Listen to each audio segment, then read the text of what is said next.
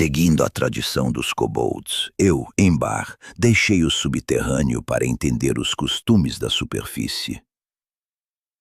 Em Cerúlia encontrei um povo hospitaleiro e me encantei com essa terra e suas histórias. Então eu descobri que tudo aqui soava tão familiar porque era de fato nossa terra, porque nós, kobolds, viemos daqui e para cá desejamos voltar. Ou pelo menos, esse era o plano dos meus ancestrais. Mas isso só seria possível após destruir verdadeiramente a dragão que nos expulsou. Fui até Miras, atrás de uma história que prometia a chave para derrotá-la. Griffin Arcalion me recebeu com grande amabilidade, deixando que eu consultasse todos os livros e histórias de seu acervo. Foi gentil e prestativo. Lemos juntos o manuscrito que eu buscava e discutimos longamente seu conteúdo, como grandes amigos. No entanto, ele nunca teve a intenção de me deixar sair. Arcalion me trancou, e desde então, tudo que eu conheci foi aquela prisão. A história que li, contudo, nunca esqueci. Há muito tempo, na Era do Fogo, nasceu uma fauna chamada Endrak. Ela veio ao mundo com chifres brancos, numa família toda de chifres escuros. Os sábios não souberam dizer se aquilo era sinal de sorte ou de desgraça. Com o tempo, entenderam o que ela era: a teimosia em forma de gente. Quando Endrak decidia ficar, não havia força no mundo que a tirasse do lugar. E quando decidia partir, ninguém a segurava. Naquele tempo, a dragão Tefra dominava o mundo. Ela descia sobre as planícies e queimava tudo: cidades, exércitos, reis. Quando ela veio, os povos fugiram. A família de Endrak implorou para ela fugir também. Seus amigos imploraram. Ela ouviu todos com calma e ficou. Alguém precisa ficar, ela disse. Alguém precisa se opor. Endrak enfrentou Tefra sozinha, sem aliados, sem armadilha, sem plano. Só ela e sua lança contra a Senhora do Fogo. A batalha foi devastadora, mas Tefra caiu. Endrak voltou para casa ferida, mas vitoriosa. Naquela noite, pela primeira vez em muitos anos, todos dormiram sem medo.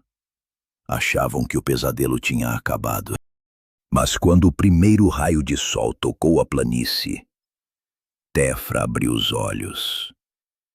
Ninguém sabia naquela época do segredo dela, a bênção da Fênix de Atheron, o ovo de magma que ela esconde com todo cuidado.